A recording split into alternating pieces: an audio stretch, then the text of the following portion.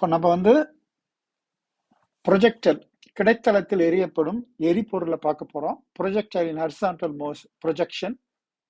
இப்போ ஒரு பால் ஹரிசான்டலா initial velocity, அதாவது இனிஷியல் வெலாசிட்டி தொடக்க திசை வேகமான 15 மீட்டர் பெர் செகண்ட். அது வந்து கீழே இருக்குது, இடது பக்கம் மூல கீழே இருக்குது. 10 மீட்டர் உயரத்துல இருந்து நம்ம என்ன செய்யறோம், இப்போ எரிய போறோம். இப்போ எரிய போகும்போது கிடைத்தள திசையினால வந்து எவ்வளவு தூரம் போய் விழுக போகுது அப்படிங்கிறத நம்ம பார்க்க போறோம். நமக்கு தெரிஞ்சிருச்சு, உயரம் வந்து 10 மீட்டர்ல தான் போய் விழ போகுது. எவ்வளவு தூரத்துல விழ போகுதுங்கிறத நம்ம இப்போ ப்ராஜெக்ட் பார்த்துருவோம். இப்ப பாருங்க, இதுல 2 விதமான வெக்டர் இருக்கு.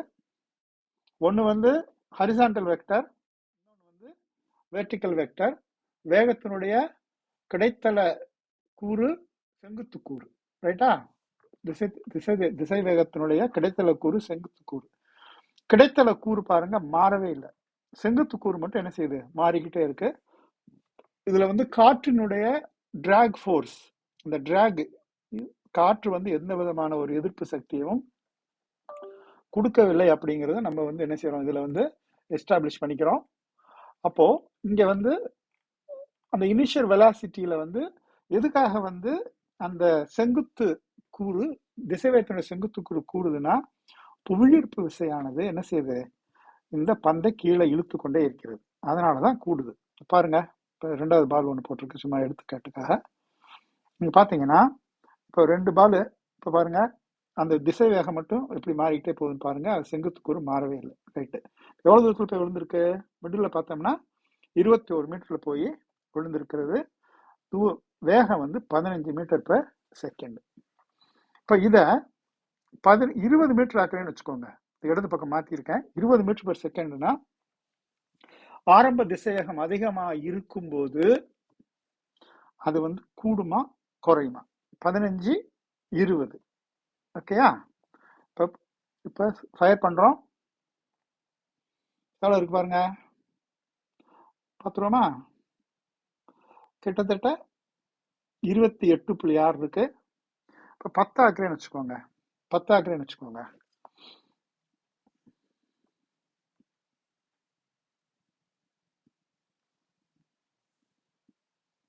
பதினாலு 28. அப்ப நேரத்தை வந்து என்ன செஞ்சிருக்கோம், 2ஆல பெருக்கிருக்கோம். 10ல இருந்து இது வந்து 20 மீட்டர் பெர் செகண்ட், இது 10 மீட்டர் பெர் செகண்ட், இது 14, இது 28.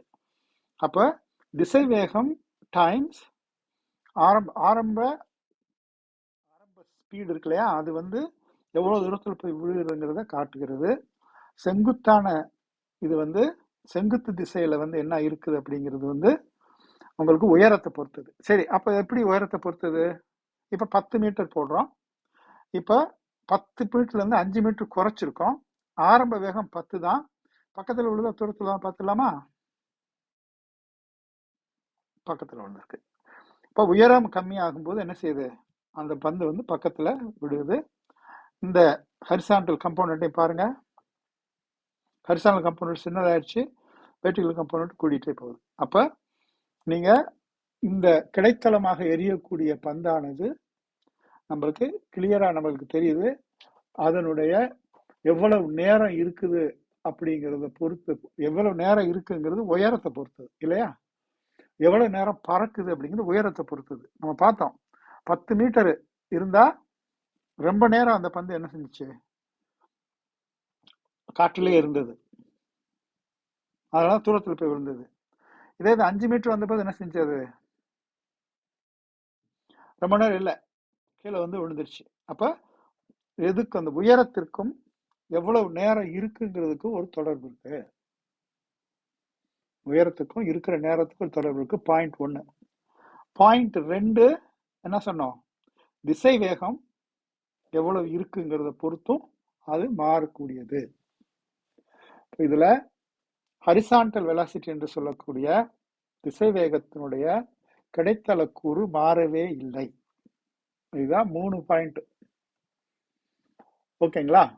அப்போ இந்த இதுக்கு வந்து ஃபார்முலா தான் நம்ம வந்து கண்டுபிடிக்கணும். சரி, இப்போ அடுத்து வந்து என்ன செய்ய போறோம், இந்த இதுலயே வந்து நம்ம இந்த ஃபார்முலா வந்து நம்ம வந்து போட போகிறோம். பிறகு நீங்கள் இன்னொரு கணக்கு கேட்டுருந்துருக்கீங்க. எப்படின்னா நேராக ட்ராப் பண்ண என்ன ஆகும், வந்து நேராக ட்ராப் பண்ணுறோம், செங்குத்தாவே ட்ராப் பண்ணுறோம். அதே 10 மீட்டர் பெர் செகண்டு செங்குத்தா ட்ராப் பண்ணுறோம். இதில் பாருங்க, அந்த வெலாசிட்டி கூடுது. இப்போ கிடைத்தல கூறு என்ன செய்யுது, 0 ஆகிடுது. இப்போ அந்த வேகம் வந்து 1 மீட்டர் 2 மீட்டர் பெர் செகண்ட் தான் ரொம்ப ஸ்லோவாக வருது பாருங்க. Initial speed 0.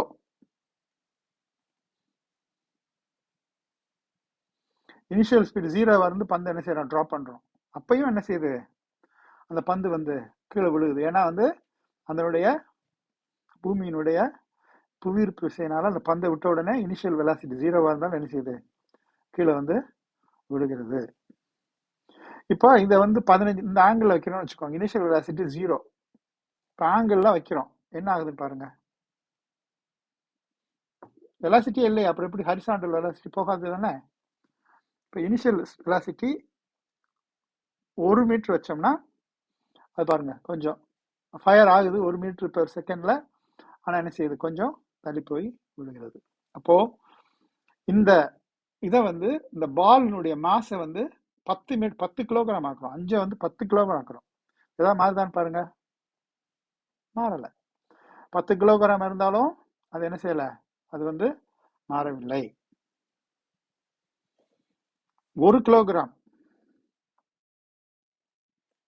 இதை வந்து ரைட் ஹேண்ட் சைடில் இருக்க மாசை வந்து மாத்தினேன். அப்போ என்ன செய்யல, மாறல. எடையை பொறுத்தது இல்லை, நிறையை பொறுத்தது இல்லை.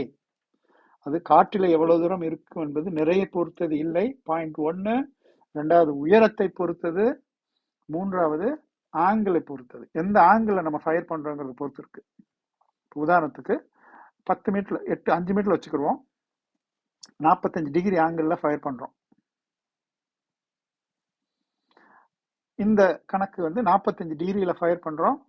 இப்போ இது வந்து 45 டிகிரியில ஃபயர் பண்ணும்போது என்ன நடக்குது அப்படிங்கிறத நம்ம இப்போ பார்க்க போறோம்.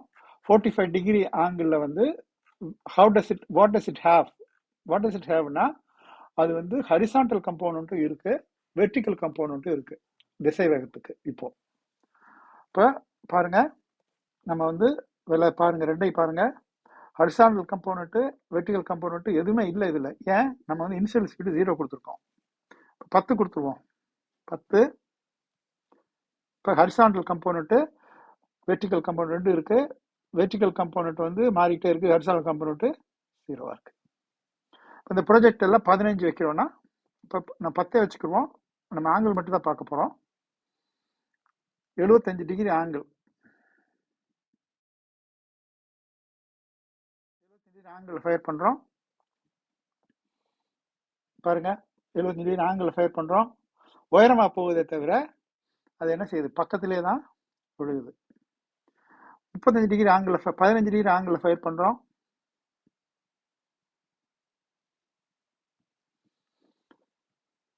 அது என்ன செய்யுது, 45 டிகிரியை விட கம்மியாக தான் விழுகிறது. இப்போ இது ஏற்கனவே பார்த்துட்டோம். ஹரிசாண்டல் வந்து நம்ம ஏற்கனவே பார்த்துட்டோம். ஹரிசாண்டல் வந்து கம்மியாக தான் விழுகிறது. அப்போ ஆங்கிளை பொறுத்து இருக்கு, எந்த ஆங்கிள் ஃபயர் பண்றோன்னு பொறுத்து அந்த ப்ரொஜெக்டைல் வந்து மோஷனா இருக்குது. அது வந்து பேரபாலிக் கர்வ் என்று சொல்லப்படுகிறது.